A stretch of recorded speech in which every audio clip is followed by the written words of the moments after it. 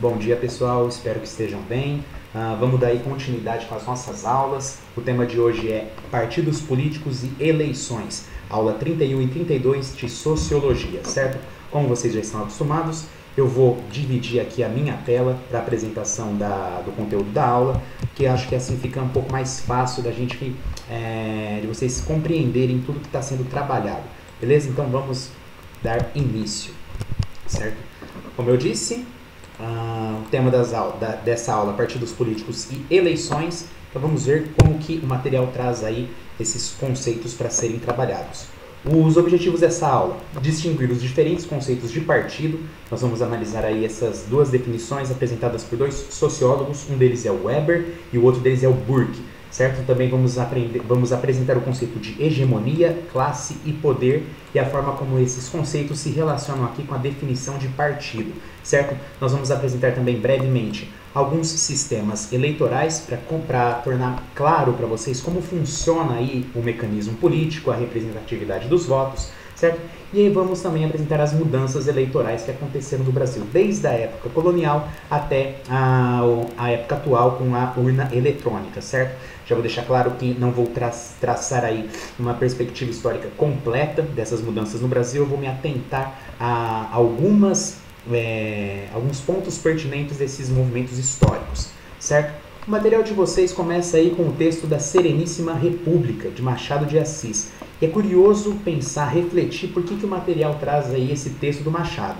Bom, o autor desse texto, vamos deixar claro aí, contextualizar o texto que o material traz. Machado de Assis ele elabora uma história na qual o personagem principal se chama Vargas. E esse personagem ele decide criar uma sociedade organizada de aranhas, certo? Escolhendo inclusive um modelo político que iria representar aí essa sociedade organizada das aranhas, certo? Então o autor da história do Machado de Assis, o Vargas, ele escolhe o modelo da República de Veneza. Por que ele escolhe o modelo da República de Veneza? Se vocês perceberem aí no material, o autor ele afirma que nenhuma forma de governo vivo é satisfatória para ele. Ou seja, então ele precisa ou resgatar alguma que foi abandonada ou criar uma completamente nova, certo? E o modelo de governo que ele escolhe é um modelo que já foi abandonado, da República de Veneza. Ele escolhe esse modelo porque ele parece mais perfeito para o autor, porque ele é a fusão das três formas de governo existentes, com o poder supremo, o aristocrático e o democrático na República de Veneza, certo? Então parece que satisfaz aí todos os modelos políticos e parece ser perfeito para a sociedade que ele quer organizar com as aranhas, certo? Nesse texto, Sereníssima República ilustra o grande problema na política. Qual é esse problema? A criação de um governo idôneo, ou seja, a criação de um modelo de governo adequado e perfeito. Mas até mesmo na história do Machado, para alcançar esse modelo de governo escolhido pelo autor, as aranhas criam aí partidos políticos. O Partido Retilíneo, que defende que a forma correta de elaborar as teias é em linhas retas. O Partido Curvilíneo, que defende que as teias sejam feitas de forma curva. O Partido Reto Curvilíneo, que tenta mesclar as duas. E o Partido Anti-Reto Curvilíneo, que é contra todos os outros três que já foram citados. Ou seja, com o exemplo desses partidos desenvolvidos pelas aranhas, dá para traçar em paralelo com a política, tanto brasileira quanto a política global. Por quê? Porque traz aí a formação de partidos que conflitam entre si e partidos com interesses diferentes, certo? Então a criação desses partidos tenta representar aí parte da sociedade, no caso a sociedade das aranhas, e cada um deles defende que o seu modelo é o melhor, certo? O conto termina sem que essa pretensão tenha sucesso, ou seja, de organizar as aranhas de forma perfeita, uma vez que as facções políticas, inclusive as facções montadas pelas aranhas, elas dão um jeito de burlar os sistemas eleitorais que são criados ao longo da história, certo? Então até mesmo nesse conto do Machado, a gente tem aí contato com a corrupção das aranhas e do sistema político, certo? Agora saindo do texto e entrando na parte da teoria, o primeiro desafio político para uma sociedade é escolher seus líderes e seus representantes. Por que esse é o primeiro desafio? Bom, a sociedade ela é diversificada. Cada indivíduo ele possui um interesse específico, ou um interesse particular ou um interesse coletivo.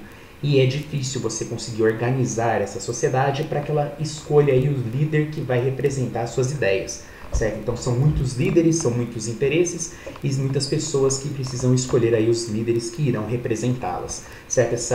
Essa escolha aí de líderes para representar a sociedade, esses sistemas políticos, eles remetem desde as épocas tribais, certo? Desde as sociedades não organizadas como nós conhecemos, como também os complexos sistemas eleitorais que nós temos hoje. Ou seja, essa escolha de líderes, ela é antiga, ou seja, nós sempre escolhemos, ou parece que sempre tivemos o desejo de escolher um líder aí para nos guiar.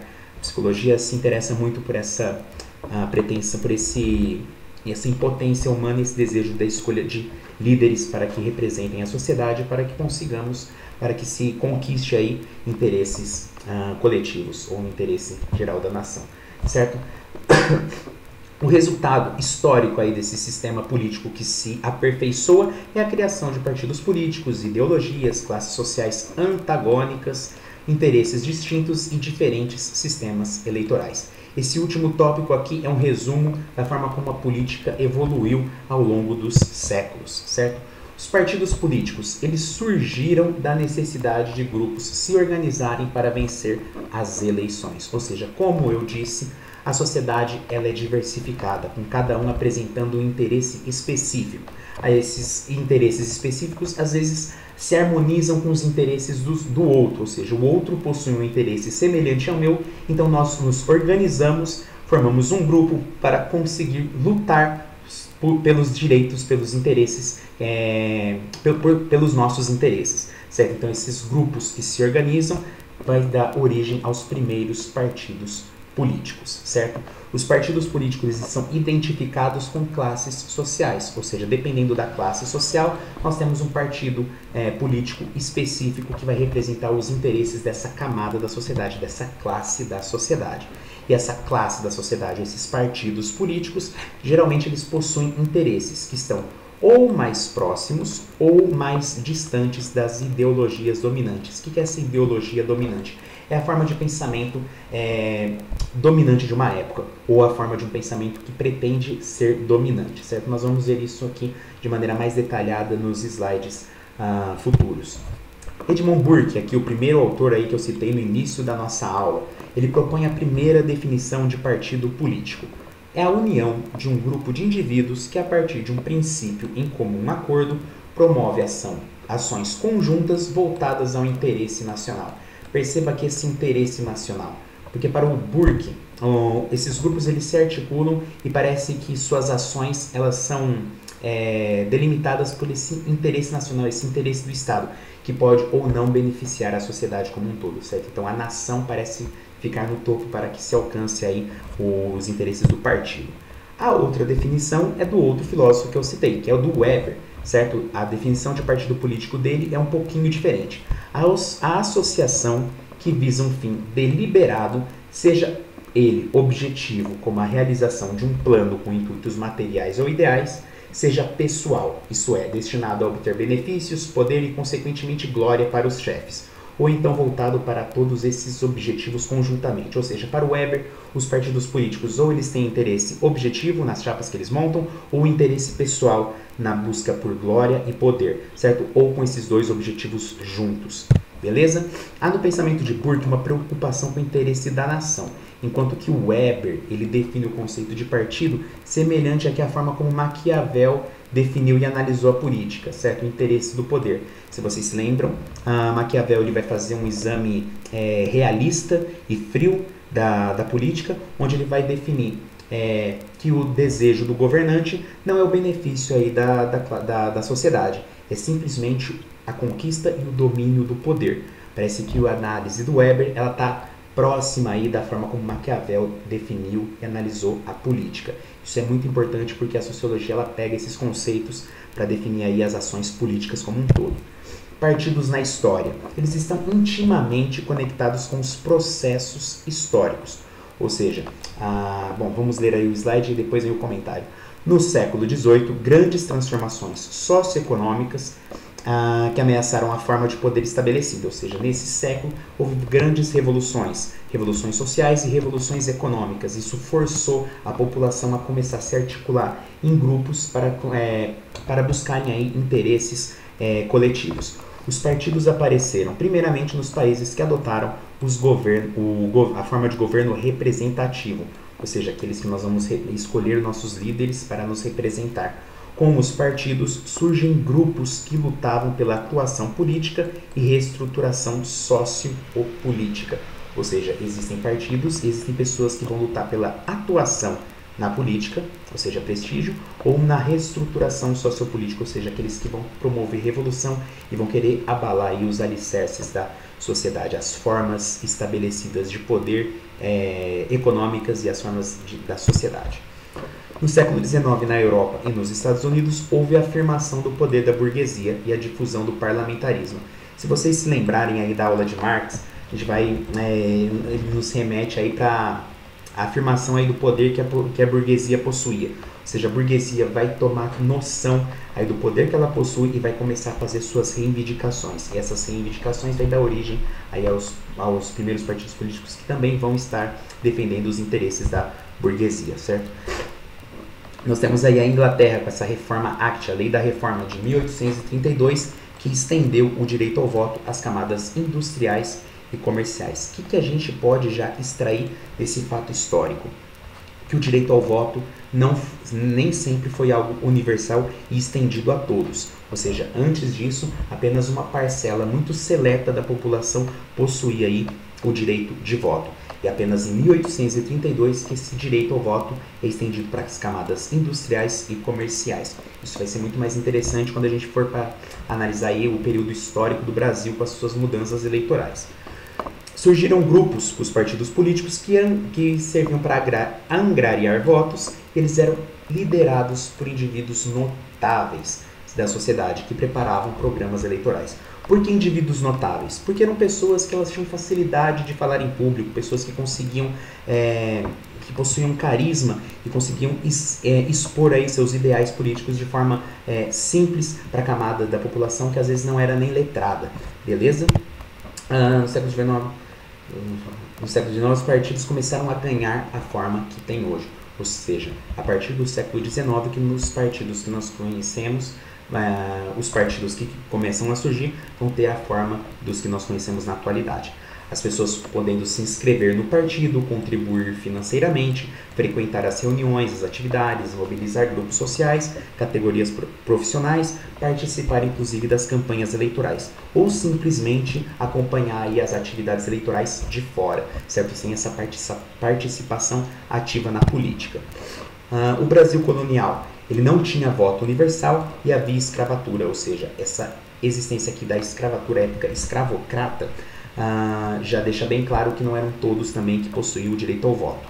Na época de Dom Pedro II existiu o bipartidarismo, com os partidos conservador e o Partido Conservador e o Partido Liberal. Algo semelhante aí ao que aconteceu, o que acontece atualmente também nos Estados Unidos, com o Partido Republicano e o Partido Democrata. Esse daqui representado pela camada conservadora, esse daqui representado aí pela camada mais popular, com a camada do povo, certo? Fica aí um fato interessante, a escolha dos mascotes, por exemplo, o elefante e o burro. O burro surgiu aí de um insulto que foi feito durante a campanha de um dos candidatos, não me lembro agora qual desses candidatos, e esse candidato, ele pegou esse mascote, esse insulto, e utilizou aí como força para conseguir se estabelecer. Inclusive o partido dele acabou ganhando. Então o burro, ele era um insulto para a camada popular, para a camada da população de baixa renda, ou seja, esse insulto chamando eles todos de burros,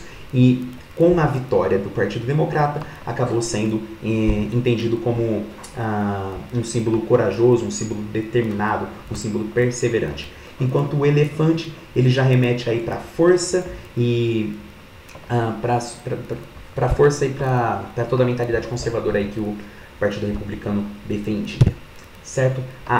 No material de vocês também traz um trecho dessa matéria aqui. Se vocês quiserem pesquisar, porque eu não vou mencionar a matéria na íntegra, aqui esse texto do G1, da Globo, ele traz aí a matéria do Supremo que decide proibir as doações de empresas para campanhas eleitorais. Certo? É um texto muito interessante e explica como que funciona esse processo para o Supremo decidir aí a proibição dessa prática. O texto acima ele traz a matéria em que o Supremo decide proibir as doações de empresa para campanhas eleitorais. Os ministros, 8 votaram para a proibição dessa prática, dos 11 que existiam na época, concluíram que essa prática contraria a Constituição. Contudo, olha só como nossa Constituição é interessante, pessoas físicas podem contribuir nas campanhas eleitorais para os candidatos e para os partidos. Ou seja, apesar da lei, o mecanismo político parece sempre encontrar uma forma de burlá-la. Isso é muito interessante também porque nos remete para o texto do início da aula, o texto da Sereníssima República, onde até mesmo as aranhas aprenderam a burlar a lei. Isso também acontece aí na nossa Constituição, onde as empresas não podem fazer as suas doações, mas pessoas físicas também podem. Então, o final desse texto aí, dessa matéria do G1, o autor menciona o nível caótico em que nos encontramos. Por que nível caótico? Porque o poder econômico, ele captura de maneira ilícita o poder político. Ou seja, nós temos uma empresa, nós temos um setor empresarial forte, um setor econômico que consegue influenciar as decisões políticas, ou seja, ele captura. Isso é uma prática ilícita que a Constituição não permite, que a Constituição proíbe, só que essas empresas elas conseguem burlar essa lei e influencia aí o mecanismo político. Certo? Aqui tem uma forma que eu encontrei de exemplificar essa atitude, que funciona da seguinte forma: a empresa doa dinheiro para o candidato ou para o partido. O candidato ou partido facilita votações na Câmara que beneficiam de alguma forma a empresa que fez a doação. Ou seja, determinada empresa precisa fazer uma obra e essa obra vai render um lucro particular para determinado candidato. Ou essa empresa, por dar esse dinheiro para esse candidato, ele facilita a licitação aí para essa empresa fazer determinada obra. Ou simplesmente a empresa ela financia aí determinados candidatos ou políticos e influencia aí nas votações que afetam aí a vida do indivíduo e da sociedade, que é a forma como eu finalizei aqui esse comentário. Ou seja, as decisões do governo não miram o benefício da população, faz valer apenas o interesse empresarial ou econômico, ou seja, esses lobbies. O nome disso se chama lobby eleitoral, onde as empresas fazem alianças com políticos e acabam influenciando aí a vida na sociedade. Certo? Aqui a gente já entra na definição do conceito de hegemonia. A primeira definição desse conceito de hegemonia remete aí à forma como ele foi encarado na história. Hegemonia, traduzindo, significa domínio ou supremacia, e para os gregos antigos significava a ação de guiar, utilizado para se referir ao poder dos chefes. Ou seja, a hegemonia ela já sugere aí a figura de um chefe que vai guiar determinada população ou determinada sociedade. Ou seja, esse chefe ele tem um poder hegemônico e influencia aí no destino de uma sociedade.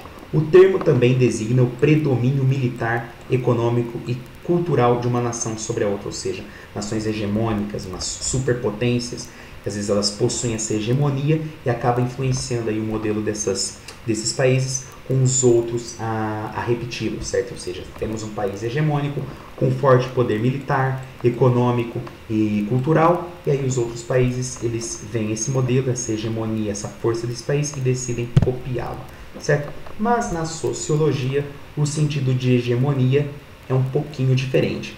Aqui os marxistas, por exemplo, eles empregam a hegemonia para explicar ações assimétricas e desiguais entre as classes sociais, partidos políticos ou instituições privadas ou públicas. O que isso significa? Significa que para os marxistas a hegemonia ela representa uma forma de poder e essa forma de poder ela é assimétrica e desigual, podendo ser de uma maneira específica para determinadas classes sociais, partidos ou instituições privadas. Ou seja, esse exercício do poder, essa forma hegemônica, ela depende de alguns fatores que acabam influenciando aí essas relações na sociedade.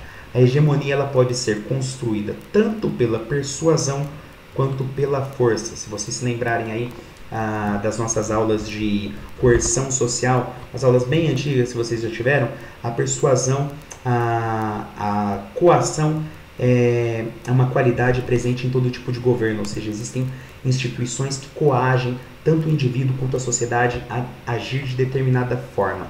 Dependendo do chefe político, do partido político que possui aí essa força hegemônica, ele consegue persuadir tanto a população quanto o indivíduo a agir de determinada forma. Ou, Quando não, ele se utiliza da força para fazer prevalecer os seus ideais ou os seus desejos, certo?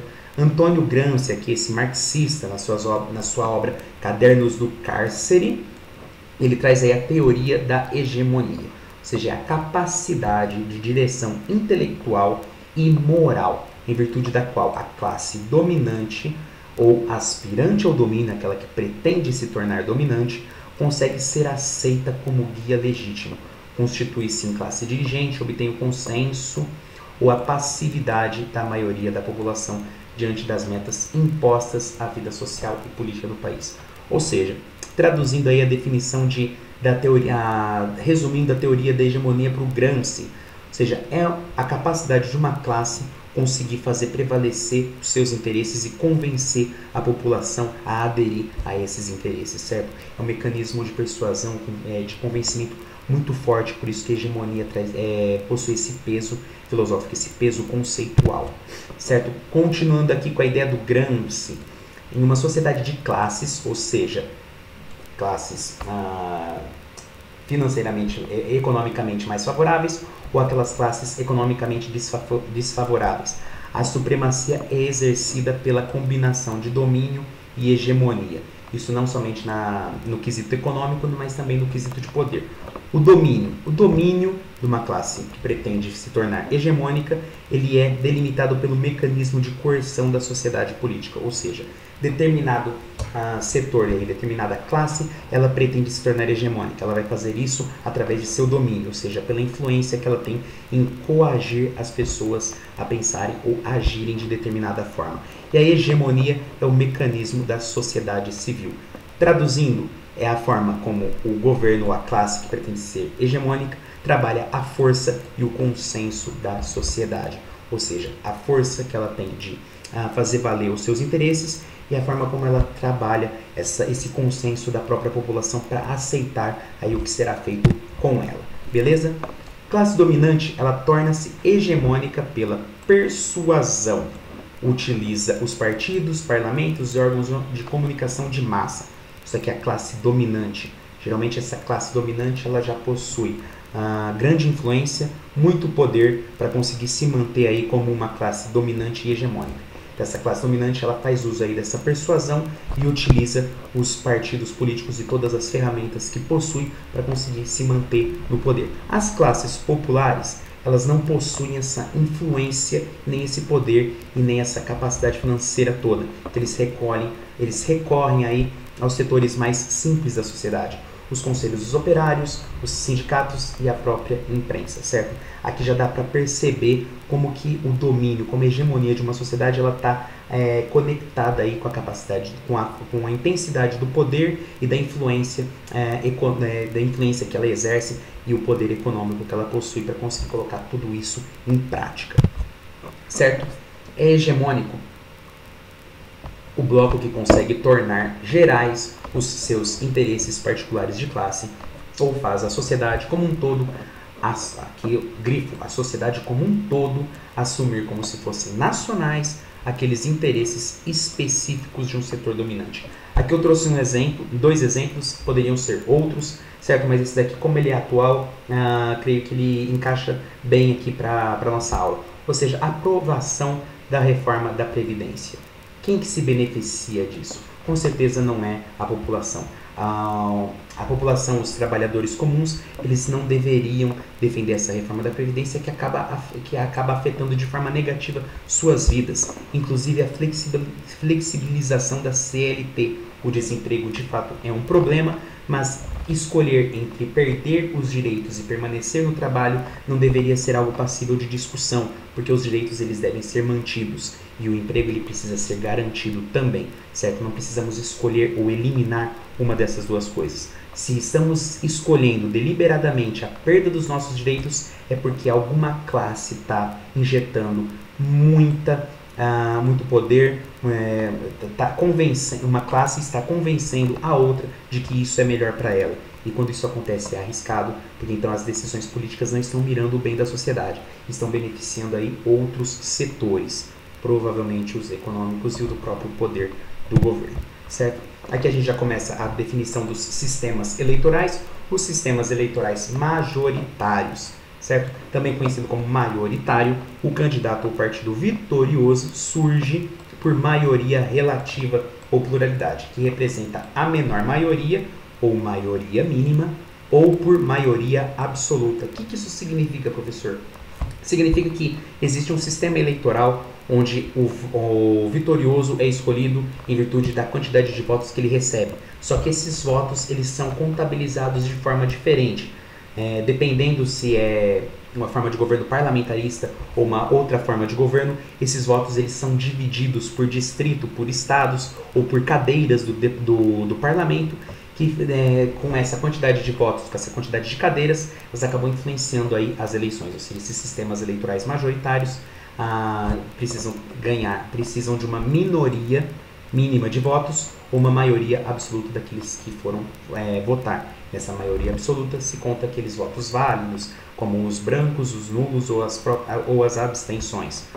O quadro político ele é composto de partidos e de sistemas eleitorais. Aqui é um resumo de como funciona a política de forma geral, que legitimam as escolhas do povo ao possibilitar a transformação dos votos em mandatos. Ou seja, nós não votamos em pessoas, nós votamos em chapas eleitorais, em projetos de governo, em mandatos. E os nossos votos, eles se transformam nesses mandatos que nós escolhemos como os melhores para a sociedade ou, na maioria das vezes, os melhores para os nossos interesses particulares, onde mora o perigo. Certo? Existe outra forma aqui de voto, que também já foi mencionada em outras aulas, o voto distrital. É o território dividido por distritos. Cada um dos partidos políticos apresenta um candidato por distrito. O candidato mais votado é eleito, assim que são computados os votos válidos, brancos, nulos e as abstenções. Certo? Esse tipo de voto distrital, ele também possui alguns detalhes para fazer valer aí os votos por distrito. Certo? A crítica mais frequente a esse sistema de voto distrital é que nem sempre o candidato eleito representa a maioria formada por 50% dos votos mais um. Ou seja, precisa ser mais do que a metade para que esse candidato possa valer os votos que ele recebeu. Certo? Com o objetivo de corrigir as distorções na política, surgiram as ideias de eleições em 2 turnos ou voto alternativo. No sistema de 2 turnos para deputados parlamentares, como na França, se nenhum dos candidatos obtém 50% dos votos, os 2 mais votados concorrem no segundo turno. É uma forma de fazer valer os votos válidos para a população conseguir funilar aí os seus representantes políticos. O voto alternativo, esse é aplicado na Austrália desde 1918. Os eleitores não indicam o candidato de sua escolha, eles enumeram os candidatos de acordo com a sua preferência, ou seja, 1, 2, ou seja, eu tenho um determinado candidato, eu acho que ele deve receber o número 5, ou seja, eu não gostaria tanto que ele tivesse no poder. Entretanto, o outro eu escolho como 1, ou seja, eu enumero todos os candidatos para fazer valer aí qual que eu decido o melhor para mim ou para a sociedade. Certo? E os votos só são válidos se todos os candidatos forem enumerados. Certo? O candidato com mais de 50% dos votos será eleito. E aqui começa aí o detalhe desse tipo de eleição. Os menos votados são eliminados e os seus votos transferidos ao seguinte, mais votado na lista, até algum deles atingir 50%. Ou seja, esse daqui não atingiu a mínima que era necessário, os votos dele vai para esse daqui. Ou seja, é uma forma dos votos acabarem sendo transferidos para o outro e influenciando aí as decisões da nação no próprio candidato que deveria representá-los. Ou seja, é uma forma que acaba não sendo tão representativa assim, certo? Nas eleições para o executivo, como acontece no Brasil, na República, nos governos estaduais e municipais, têm sido utilizados os sistemas majoritários em 2 turnos, por maioria simples, ou seja, no caso de empate, no caso de um deles não alcançar aí, os votos necessários, vai para o segundo turno e acontece aí a maioria simples com a soma aí dos votos, certo? Para alcançar aquela margem que já foi citada. As pressões por maior representatividade têm levado cada vez mais países de regimes democráticos a adotarem um sistema de 2 turnos, sobretudo nas eleições da presidência da República. Ou seja, os governos democráticos eles estão optando aí para alcançar essa representatividade, essas eleições da forma como elas acontecem no Brasil. Os sistemas eleitorais proporcionais. Isso aqui é uma outra forma de sistema eleitoral. Ou seja, a gente falou do majoritário, agora é a forma proporcional, que acontece no Brasil com os deputados e os vereadores. E aqui é preciso muita atenção. Caso não fique muito claro, me mandem mensagem. Existe um vídeo na internet feito pelo próprio Senado que torna isso aqui um pouquinho mais fácil, certo? Das eleições brasileiras para deputados e vereadores, eles somam os votos válidos, ou seja, todos que votaram, brancos, nulos, enfim, todos. Divide-se o total pelo número de cadeiras disponíveis no parlamento, ou seja, existe uma quantidade de votos, existe X de votos. Esse X de votos é dividido aí para cada cadeira do parlamento. Essa cota mínima de cada cadeira do parlamento se chama quociente eleitoral, que os partidos devem atingir para assumir uma cadeira. Cada cota corresponde a uma cadeira, ou seja, o político ele precisa atender aí essa quantidade de votos para ele conseguir ser eleito. Certo partido que não tiver essa votação, abaixo da mínima, ele é excluído da representação. Por fim, ainda os votos eles são divididos pela cota e as cadeiras são distribuídas proporcionalmente. Ou seja, olha só, você aí pensando que é só ir lá e votar e torcer para que outras pessoas votem igual você, não é tão simples assim não. E essa é a parte mais perigosa do sistema político, não só brasileiro, como de toda do sistema eleitoral mundial. Às vezes a gente não tem noção aí desses detalhes para conseguir eleger os líderes que melhor nos representam, certo? Essas formas de governo, elas possuem alguns problemas. Eu enumerei aqui 5 delas, o material também traz essa enumeração. Aqui eu trouxe um pouco mais enxugada, um pouco mais resumida, certo? A igualdade eleitoral dos cidadãos e as cadeiras do parlamento remete aí ao problema da representatividade, ou seja, a representatividade encontra aí um obstáculo, as quantidades de cadeiras e a igualdade eleitoral, ou seja, existem muitas pessoas na população. Essas pessoas elas possuem interesses distintos, como eu já mencionei. Só que as cadeiras que existem no parlamento, elas não têm na mesma quantidade de população. Ou seja, existem muito mais gente do que os seus representantes. Então essa representatividade aí, ela é falha. Eu tenho muita população para poucas cadeiras para representar essa população. O grau de representatividade é diferente nos sistemas proporcionais e de maioria simples. Por quê? Porque o cálculo dos votos e escolha dos representantes através do seu sistema eleitoral. Ou seja, o grau de representatividade é diferente nesses sistemas. Por quê? Porque acontece aí a eleição e essa maioria simples, em virtude do cálculo, eles não conseguem representar os seus melhores políticos que foram eleitos. O terceiro problema, a capacidade de eleger governos majoritários encontra problemas nos regimes parlamentaristas, ou seja, esse aqui é um segundo problema do regime parlamentarista. As coalizões partidárias e a base de apoio ao governo influenciam na decisão final. É mais ou menos como acontece as eleições dos Estados Unidos, com a diferença entre os distritos e a votação dos colegiados acaba sendo diferente aí a soma do que a população desejava e o que o colegiado elegeu, certo? A relação entre representantes e representados, isso aqui é o maior problema, eu acho, dessa lista aqui que o material traz, que diz respeito ao monitoramento da atuação dos eleitos, ou seja, a gente acaba às vezes escolhendo um político em virtude da chapa que ele estava defendendo e esquecemos dessa chapa que ele defendia, desse projeto político que ele possuía e não monitoramos esse político, nós não fiscalizamos suas atitudes. A internet ela apareceu para tornar isso um pouquinho mais fácil, ou seja, tornar isso fácil se não houver censura ou manipulação de dados, certo? E o quinto e último problema é o grau da escolha permitido aos eleitores, porque é variável. O que esse quinto problema remete? Ou seja, se a gente analisar a história, a gente vai entrar agora na parte do Brasil colonial, a gente vai ver que o direito ao voto nem sempre foi entendido da mesma forma. E por ele não ser entendido da mesma forma, faz a gente refletir sobre o sistema que nós temos, sobre o nosso sistema vigente, se ele consegue atender a todas as camadas da população. Por quê? Porque a liberdade de escolha ao voto nem sempre foi igual e justa na história.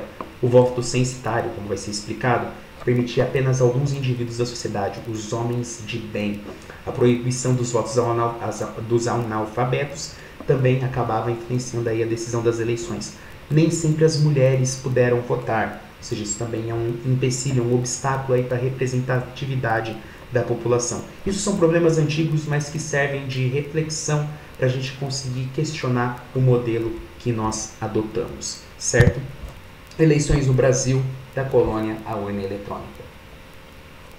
Antes de mais nada, gente, essa parte ela é mais histórica, não tenho pretensão nenhuma de trazer aí o quadro histórico completo do Brasil desde essa época colonial à urna eletrônica. Não caberia em um único vídeo todas as mudanças, todos os detalhes presentes na história eleitoral do Brasil, certo? Aqui eu só vou trazer alguns pontos pertinentes que eu julguei interessante para apresentá-los nesse slide. A história das eleições no Brasil remonta ao início da colonização.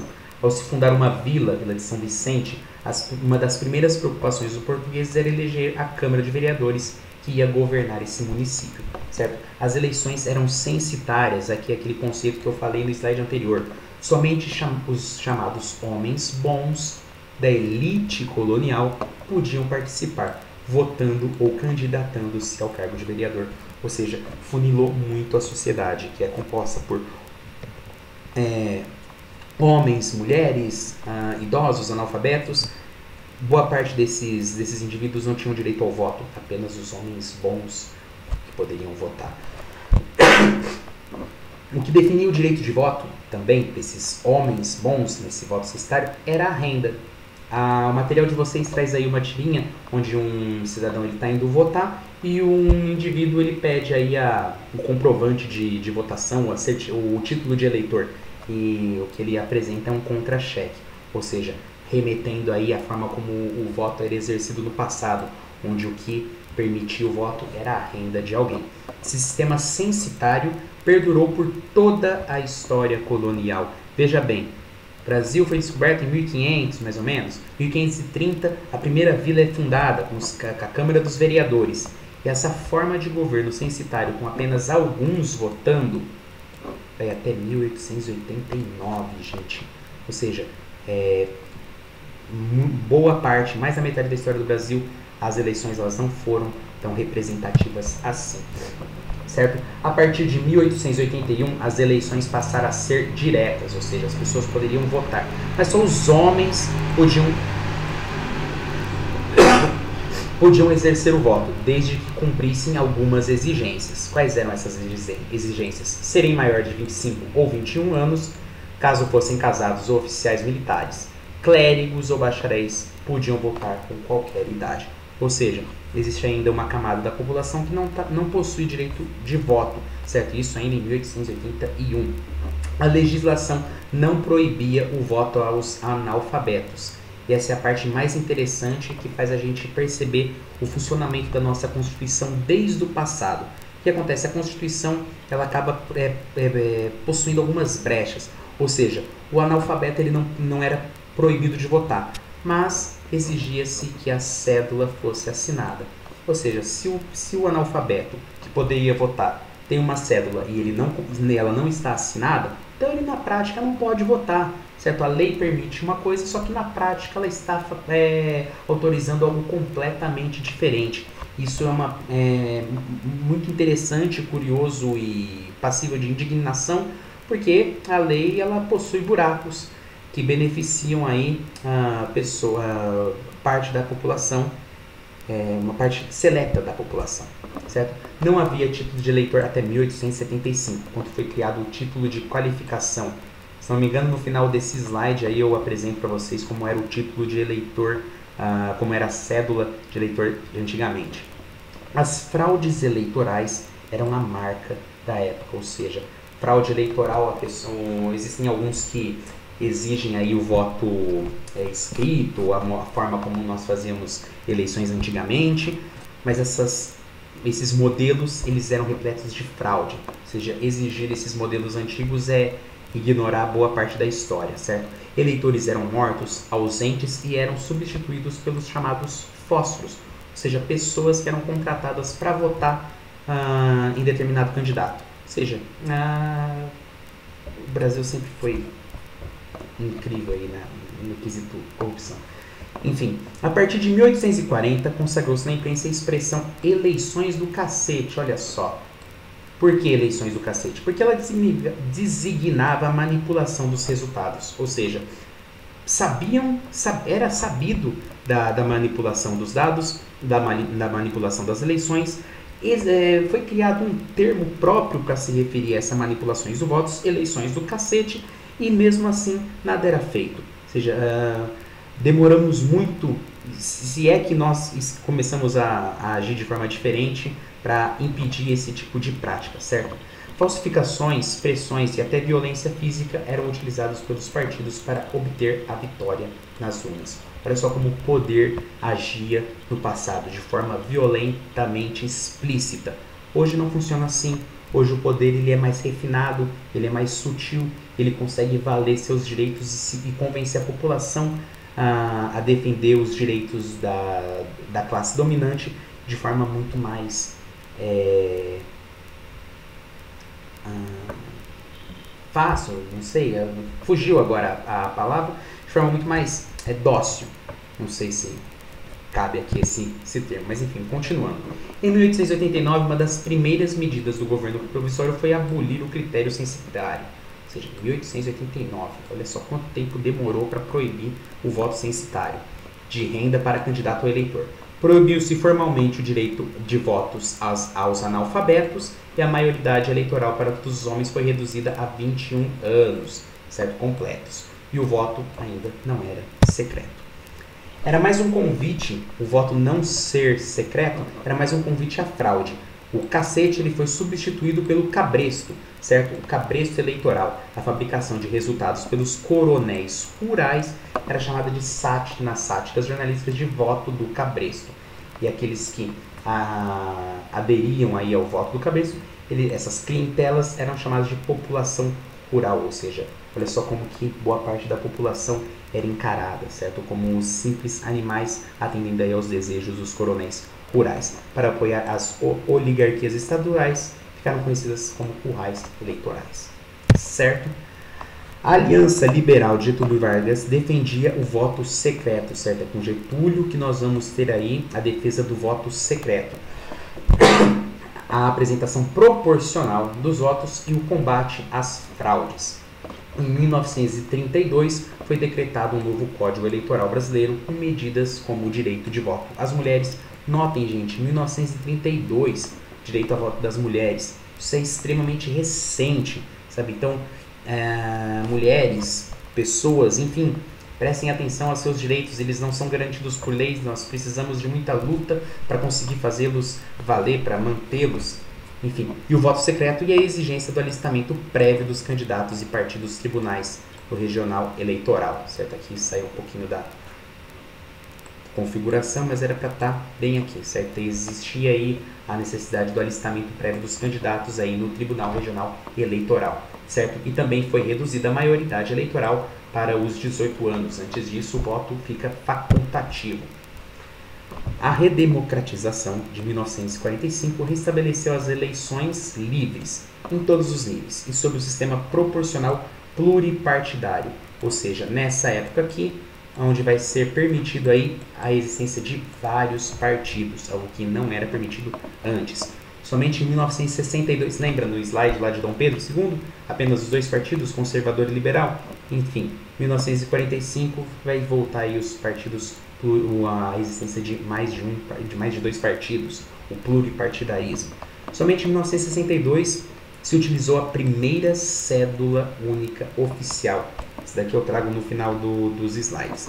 Antes disso, as cédulas podiam vir até impressas em jornais. O período populista, após 1945, foi relativamente bem sucedido no aspecto eleitoral, ou seja, houve bastante crescimento econômico, houve bastante representatividade da população, mas o período que veio depois não foi bem assim, não podemos dizer o mesmo, porque é a fase militar pós 1964.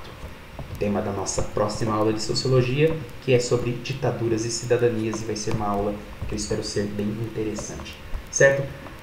Os atos institucionais, os atos que foram feitos na época do regime militar, os AIs, elaborados pelo Poder Executivo, ou seja, a presidência, eles tinham força de lei, estavam acima da Constituição.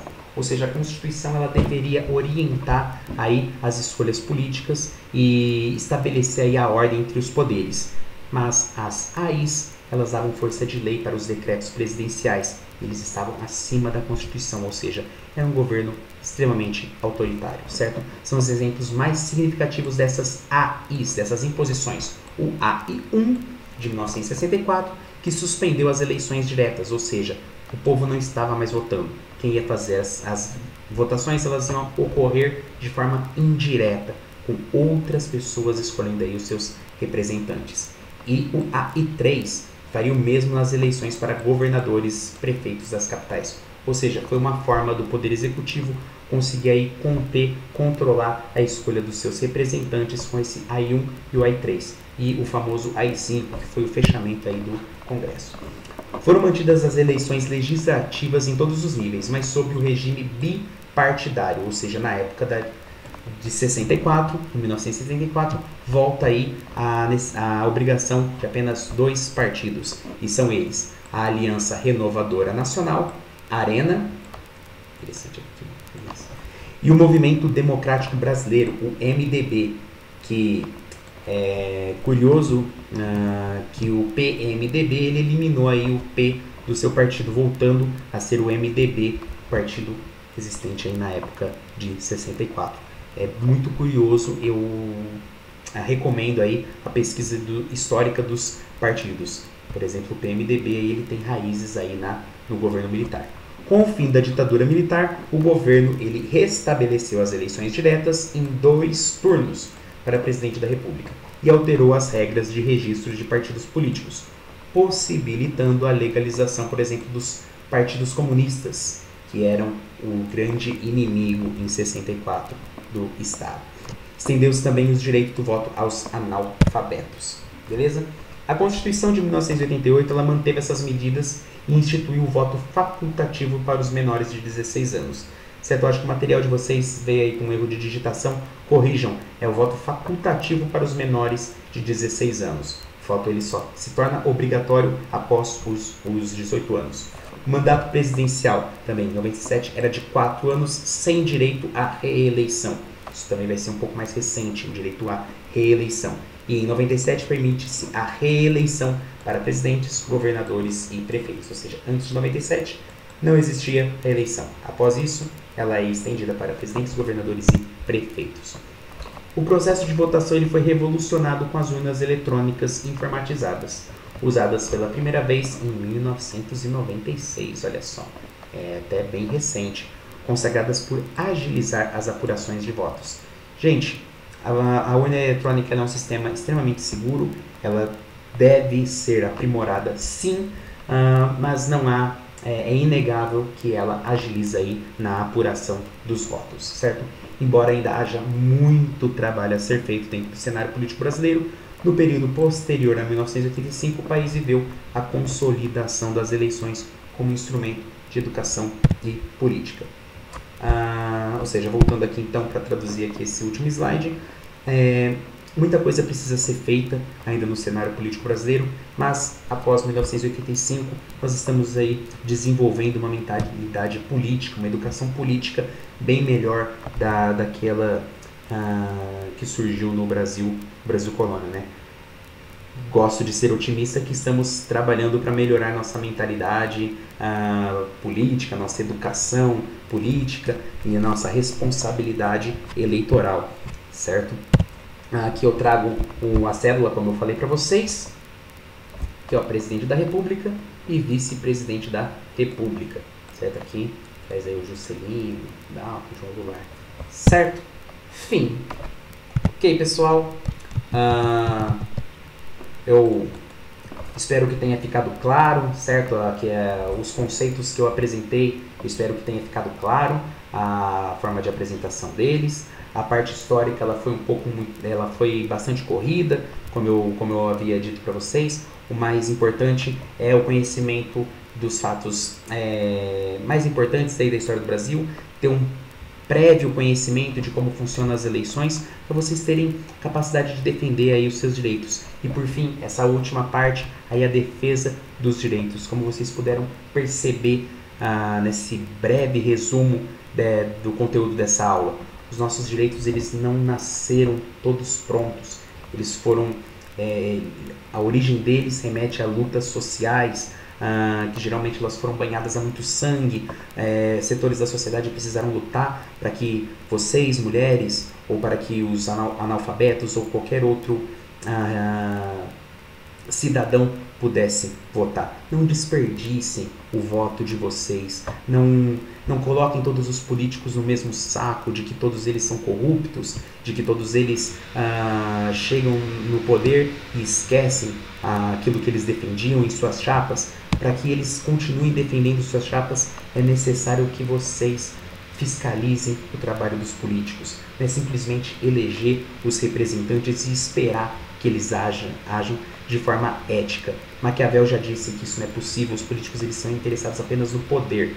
Só que nós podemos tirá-los do poder se nós não vivemos aí numa ditadura que também pode ser derrubada, só que com o dobro de dificuldade, certo?